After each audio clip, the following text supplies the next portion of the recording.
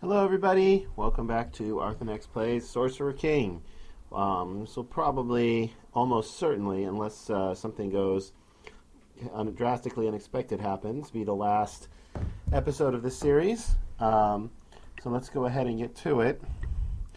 I thought, excuse me, that since this was the last episode, I might as well take this opportunity as we do some quests here. Upon entering this inn, you find the common room crowded with local shepherds. They complain of horrible spider attacks on their nearby flocks and beg you to help them. Yeah, alright. They are horrible. I wish I could auto-combat this, but it'll only take a second. Anyway, I thought I should take this opportunity to tell you guys what I think about this game. I mean, if you're still watching it, this series, after this long, you've probably formed your own opinions about it. You don't necessarily need me to tell you how good or bad the game is, but, you know, I thought I might as well. I think, based on what I've seen so far, and keeping in mind that this is only one game. Oh, we got a pioneer. In the common room of this inn, all the guests are clustered against one wall, avoiding a gang of mercenaries laughing and joking by the fireplace. Their landlord explains that they arrived a few days ago, haven't paid for a thing, and that their banter is becoming dangerously ribald. Let's scare them off. You start taking all the hidden weapons off your person. Knives, swords, axes, a pretty big rock. The mercenaries watch you nervously. They decide, coincidentally no doubt, that they have somewhere else important to be. The landlord thanks you and lets you pick through the lost and found. Anyway, so this experience that I've had is definitely not been a fantasy strategy game. Now, that doesn't mean I haven't had fun, because I have quite enjoyed this playing through this game. There's a crystal vein down here. And what is? Oh yeah, that's the wraiths who won't ally with me. But it has not been a fantasy strategy game. There's been basically no strategy. You know, I've had to pick my units, but it's not like I've decided, like, ooh, there's a good spot for a city. I'm going to make a choice to choose that over another one. No, I've just settled all the available city spots. There's no decisions to be made there. You know, I guess I did decide what units to prioritize and so on and so forth. But honestly, this game has really reminded me less of a strategy game and more of a tactical RPG. Really, I would say the best analog to this game is like a King's Bounty game. Where the game is really focused around tactical combat, defeating monsters, leveling up your units, leveling up your heroes, choosing the appropriate units to build, to put in your armies, and like going around the map and killing stuff. Where's that? There's a clay pit. Where's that metal mine? The metal mine's up there.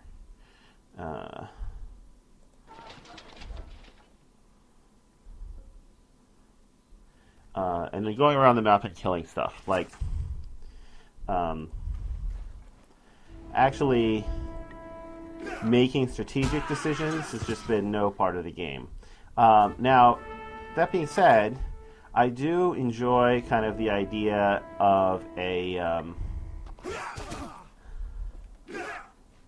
fantasy tactical game with a clock. Now, obviously, in this particular game, the Doomsday Counter has been completely meaningless. Here we're on turn 199, and the Doomsday Counter is at 2. So, I mean, what does that tell you? But theoretically,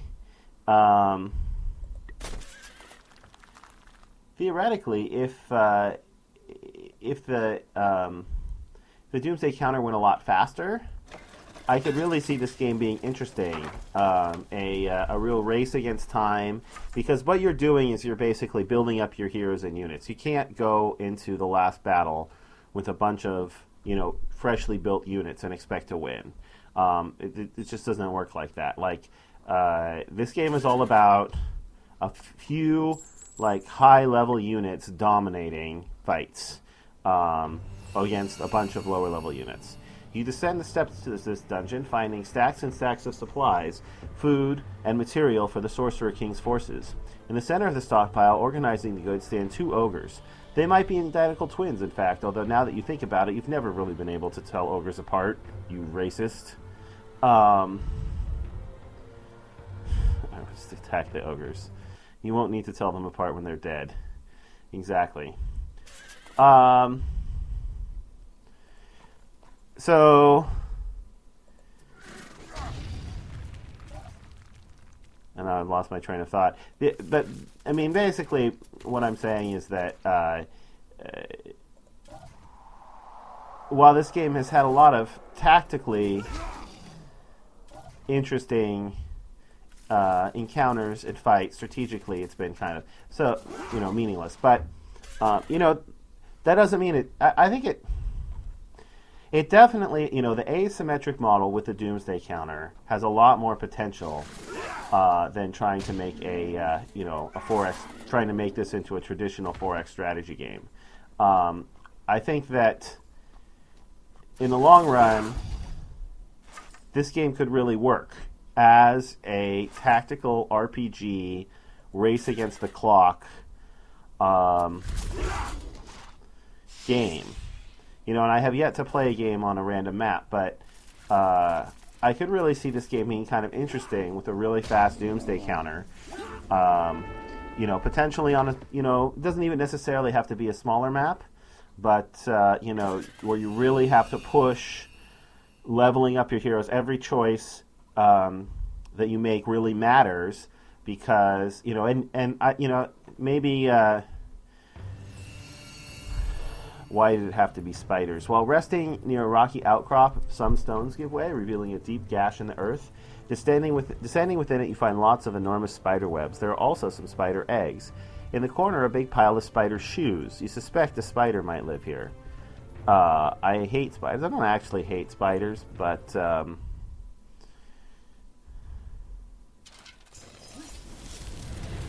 Still wife. Is it going to die before I get to go? I potentially could tame it, but I don't even get to see what its abilities are because it's dead.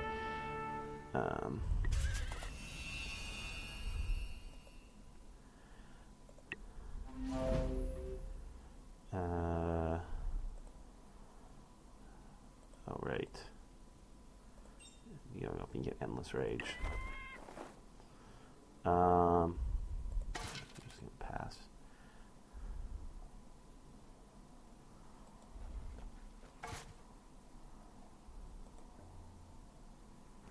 Your fame overwhelms the local bandits. Your great work is inspiring, including some of the scummier people. The bandits which previously plagued your cities are now hesitant. Some even join your cause.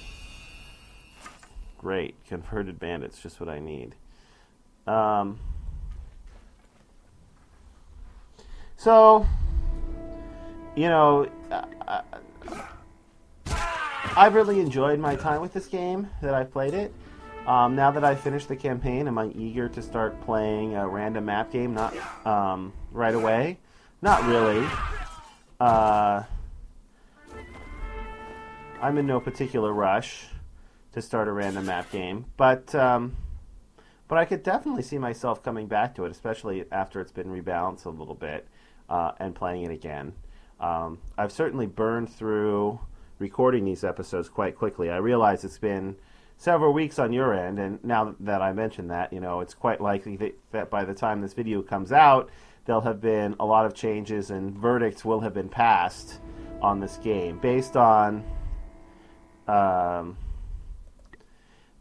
history of Stardock fantasy RPGs and what we've seen the reaction has been in the past. I expect that a lot of people will think this game is a failure, which is really too bad because I think mainly what this game suffers from is a difference of perception. If people were to think of it more as a King's Bounty race against the clock kind of game as opposed to a traditional strategy, city building, empire building type of game, I think they would be much more willing to accept it. Perhaps at that point you have to start thinking about a different price point for it. But sure.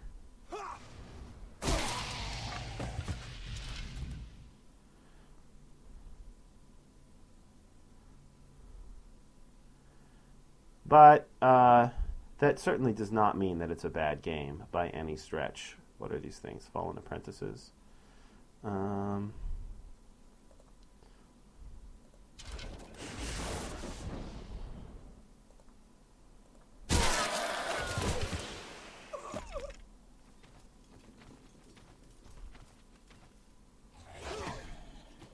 Nice dodge.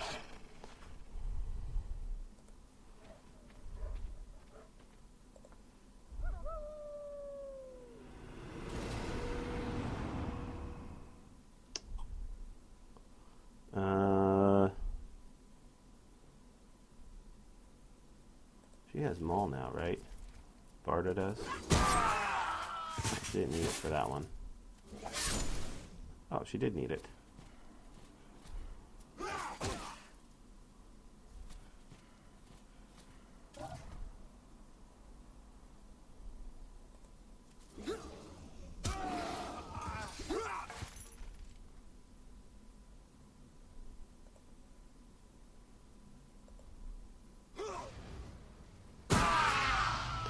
Anyway, those are kind of my thoughts on how this game has turned out so far.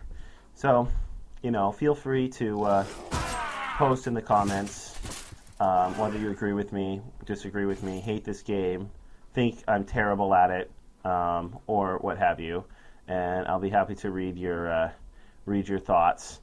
I'd be curious to see if based on the Let's Play series, if anybody else picked up the game and what their thoughts were about it, as we kind of quickly reach the end of this playthrough.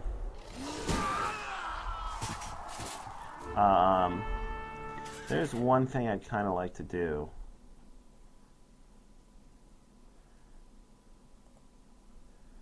Before we actually kill the Sorcerer King.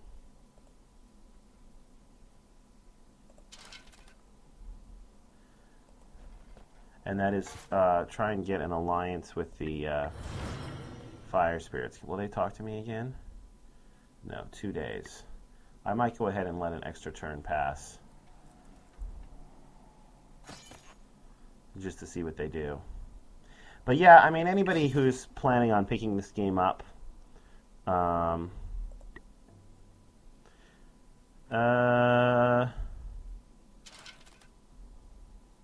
does this do?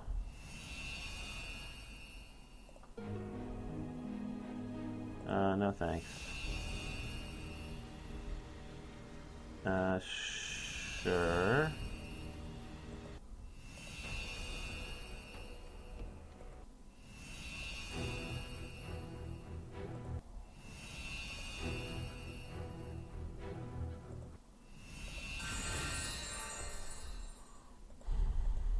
Alright, so what we have one more turn.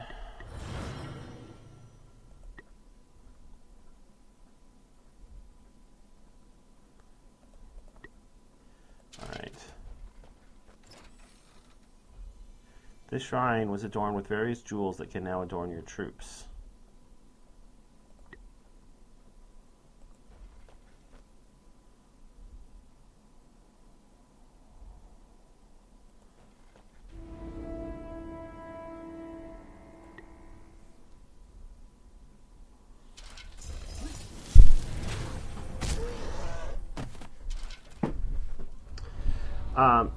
Yeah, so as you guys kind of watch this battle play out, think about, what did you expect from games like this? Are there any other games similar to this that this kind of reminds you of? I wonder, I have thought about doing a King's Bounty playthrough. The problem is, with that game, and now I realize I'm off on a tangent here, is that I really don't like what they've done with the series after Armored Princess. So I would definitely play Armored Princess if I was to do one. That game's been out for so long, and there's really not a lot of replayability to that game. It's pretty much the same game every time you play it.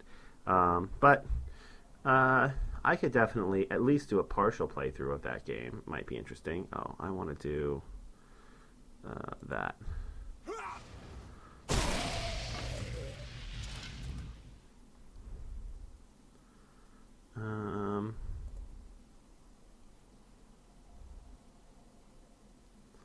Yeah, let's kill one of those things.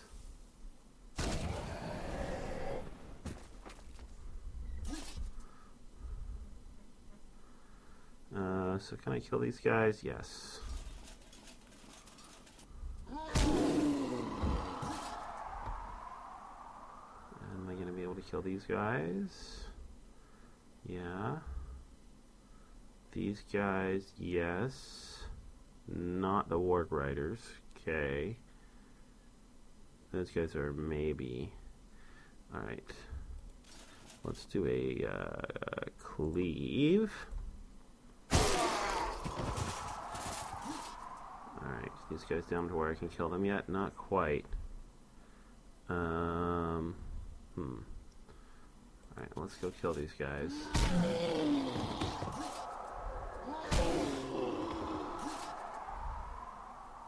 Kill this guy? No. I can't reach the other guys. Have to go around this way, I guess.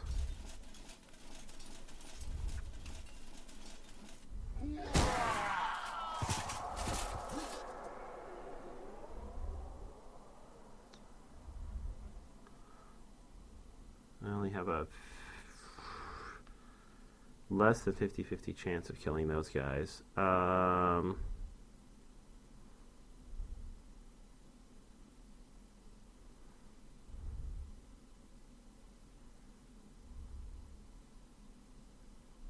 Let's try it. Not quite.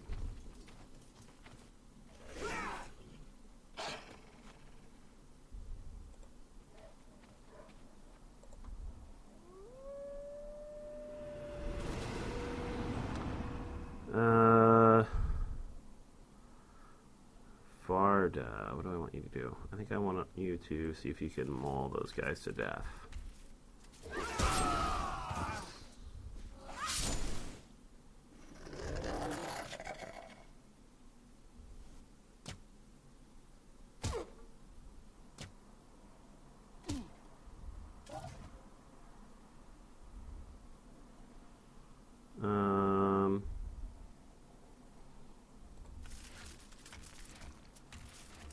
At least go stand next to these guys. You heal this guy. Let's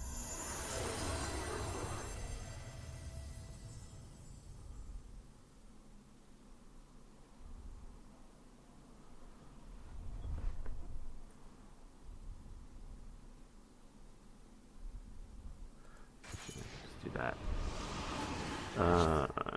You can heal this guy.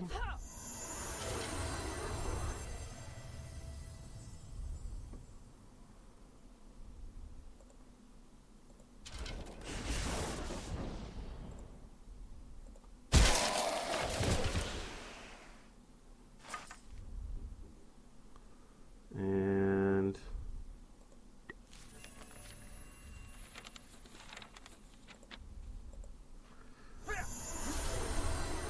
kill that guy.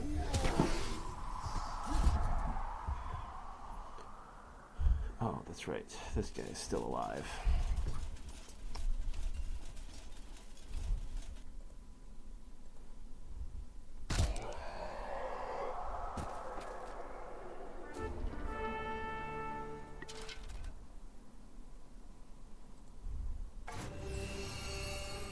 A massive gate wrought in black steel blocks the path leading to the Sorcerer King's stronghold. Strange roofed cards in the gate warn that the lock could only be moved with one of the shadow keys carried by the lieutenants of the Sorcerer King. The runes also note that lieutenants are busy right now laying waste all of man. I have the key right here. The key slides easily and clicks with a satisfying clink sound. The gate swings open. The Sorcerer King awaits. You only have one shot at this. Do not approach any further until you have an army which can defeat the Sorcerer King and end his reign of terror. Okay. That army can do that.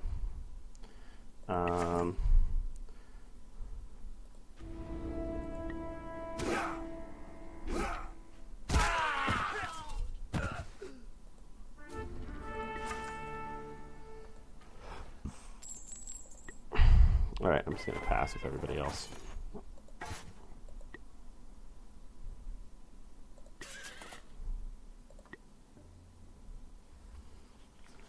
I might wait one more turn. I think I will. Or however long it takes to do these guys' quest. Yes, greetings, Western Kingdom. We have a request of you. You who can manipulate magic from the shards have more mana than anyone else in the world. But for the Sorcerer King, please share some with us. We will trade, of course. How could beings as powerful as you need mana from us? Scar energy comes from a source of dark energy, related to but different from mana. To interact with your realm, we need mana. Do you have any military units for...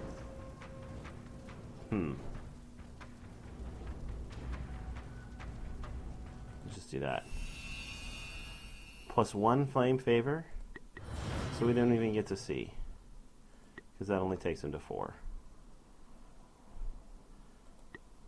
Rats. Maybe I should have done the first one. Oh well. Let's end the game. You have reached the Sorcerer King's fortress. So, the Guardian of Attica has finally reached me. When you seized power of that tiny rat's nest, never did I expect this to be the outcome. I even permitted your rule, so incompetent was the last holder of that office. But now this, an uprising? You forced me to destroy you, fool. The people of Elemental were not placed here to be fodder for your godhood. People of this world have no idea what they are for. But if you were a true ruler, you would know that you must rule the weak, not be ruled by them. Binding yourself to their wailings and lamentations is the reason you shall soon die. Tyranny leads to far greater weakness, Murdoch, as you will soon learn. From the back of your army, a cart arrives loaded with supplies for the final battle.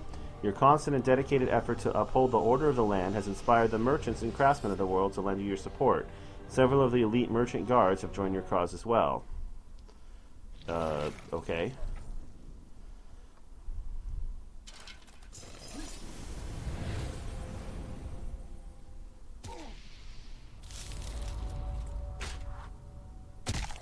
I don't know what that was, but whatever it was, we resisted it.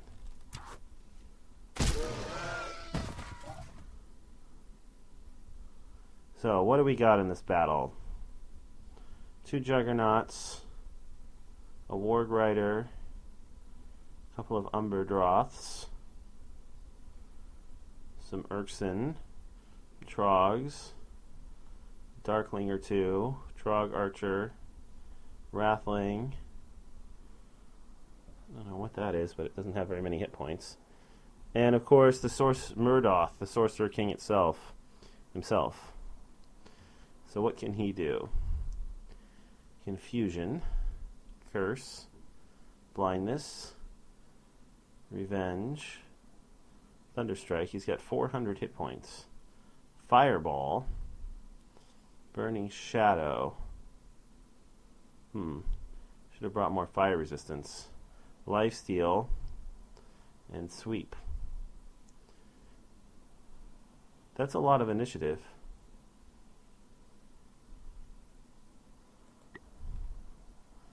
That's going to be tough to deal with. Okay, that's Platinum Speed on the Dwarf.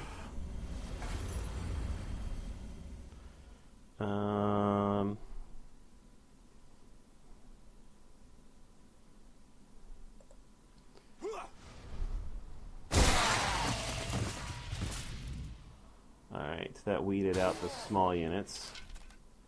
That didn't seem to do that much damage. So, do we concentrate on the Sorcerer King, or do we concentrate on his minions?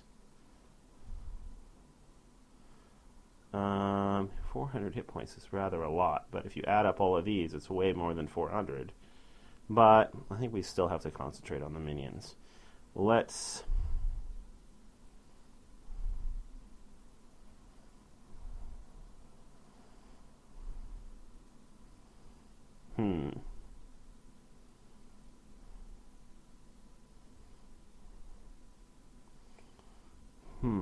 Although, I'd love to get one of those off on him.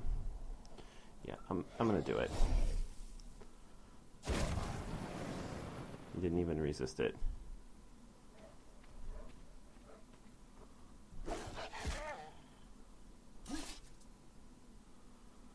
Alright, Drogon. What can you kill? Definitely kill those guys.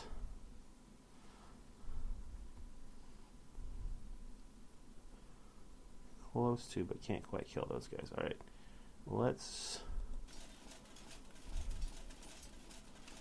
have you leave. Oh, that worked. You can kill those trogs. Alright, go kill those trogs.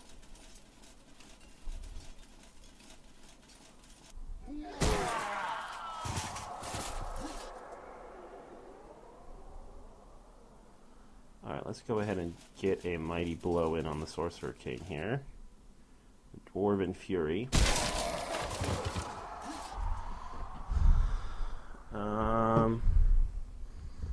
Is there anybody else we can just straight up kill?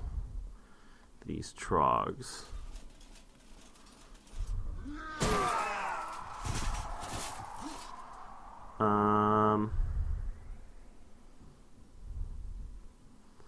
Alright, I think I'm going to go ahead.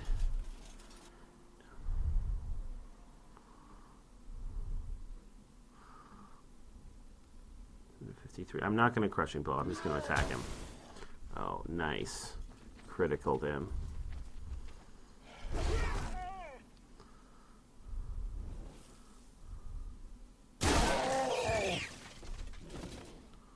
Ouch. So much for Howl. This is Varda.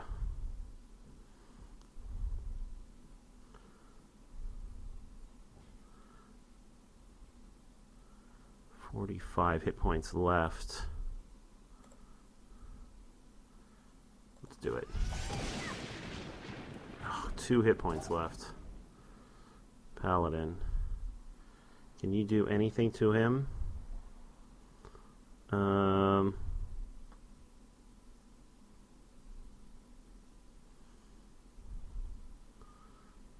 Alright, the mage is going to go. He can finish him off. So let's have you...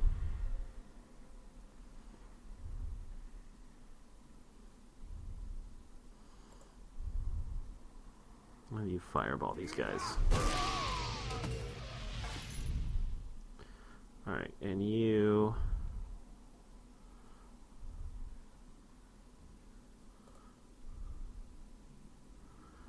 Arcane Missile Murdoch.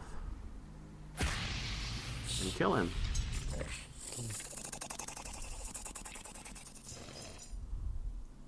I was wondering if that would just end the combat. It did not. Oh, I'm gonna have you do that. Have you heal. I think I'm gonna have you attack rather than heal.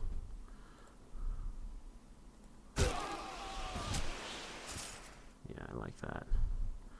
Merchant's Guard.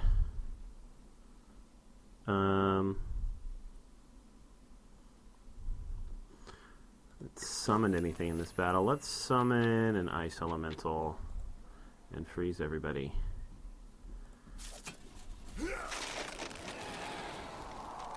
then you can attack this guy.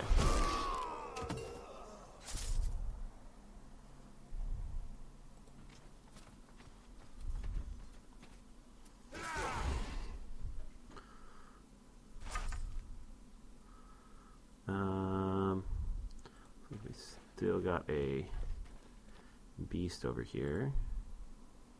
Oh, it's not a beast? Is Juggernaut a beast? No. Alright, well, whatever. We'll just attack then. So we can cleave again. Cleave those guys. And then we can kill this guy.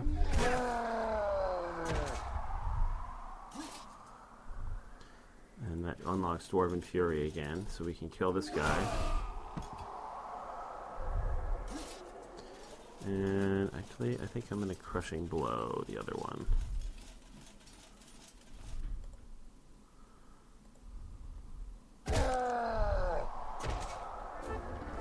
Victory!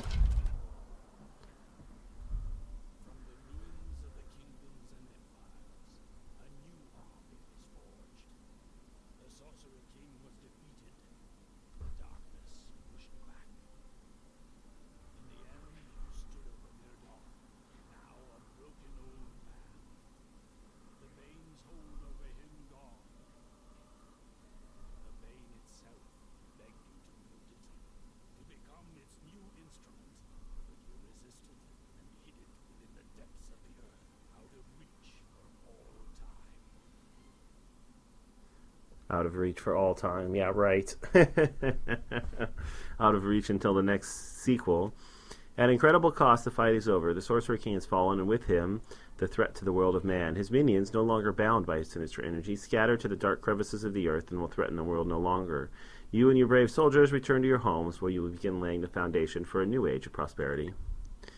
And then I get to see my stats. Took me 29 hours and 9 minutes, really. We killed 2,937 units. Mana income versus Doomsday, yeah. 202 turns to beat the campaign. 9,426 magic. We lost 5 shards. Had a bunch of allies. Completed 196 quests. Interesting. Our score was 26,250. Alright. And the credits. Alright, so that's going to do it for the Sorcerer King campaign. All of you out there, thanks for watching. Thanks for sticking with me to the end. Hopefully you enjoyed it. I have no idea what game I'm going to be playing next, but I'm sure by this time it's already well underway. So hopefully you're enjoying that as well. Take care, everybody, and have a terrific day.